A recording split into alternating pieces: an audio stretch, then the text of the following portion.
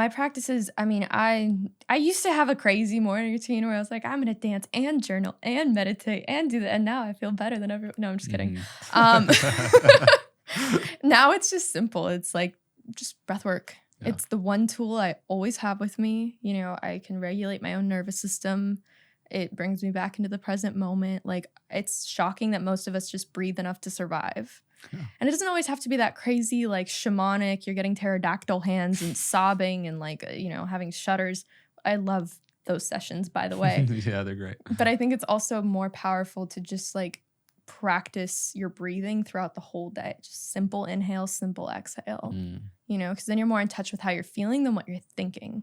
Yeah, absolutely. It's just tapping you into that power of our breath is so it's so wild how amazing we're capable of feeling and how crazy it is of how normal we've come to feel that it's okay to just be in a subtle state of anxiety our whole life, and like that's normal because it's been normalized, and it's the way of, unfortunately, a lot of people are feeling and operating in their life. But coming back into realizing the power of your own breath is like one of the most transformative realizations I think you could have.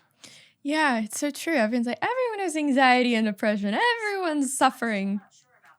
Oh. Yeah, see, she's not sure. She doesn't believe it either. Siri said she was not sure about that. That was great timing, Siri.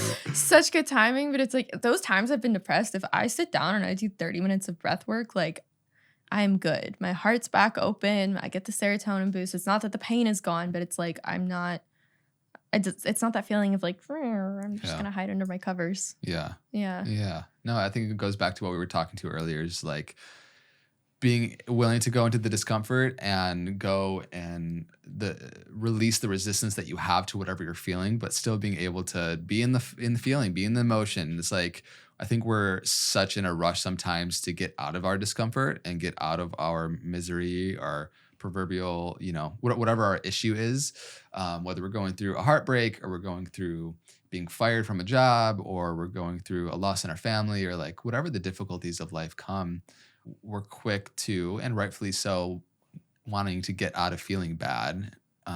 But also, if you're able to marinate in those moments, I feel like there's so many gems to be mined in those times. So yeah, if you want to speak to that, I know like for me, my previous breakup and certain difficult moments in my life, it's like not rushing to get out of them have given me so much more insight that I can use in the rest of my daily life. Yeah, it's what we were talking about, where it's like the rarest of stars only come out in the darkest of nights. Like every poem I wrote in that book was during my dark night. And if I had missed that and tried to escape it, I never would have pulled that out. And it honestly probably would have all circled back with a different person, different place. Yeah. So I think it's very important to like sit in those times, because I also don't just want to paint with one color of the palette, you know? Yeah. It's like, give it all to me. But then I think the other part of that as like extremists is you can almost become addicted to testing yourself in that way. And it's like, okay, how do I find comfort in comfort now when things are going well? Yeah. That's my challenge lately. I'm like, everything's fine. Should I ruin it all? Yeah. Am I addicted to chaos? No. Yeah, no. I mean, it's so, I think it's easy to get caught in the motion of just playing like the middle C on the piano in our life. But like, we're here to play the full spectrum of the piano and the highs and the lows and to experience it all.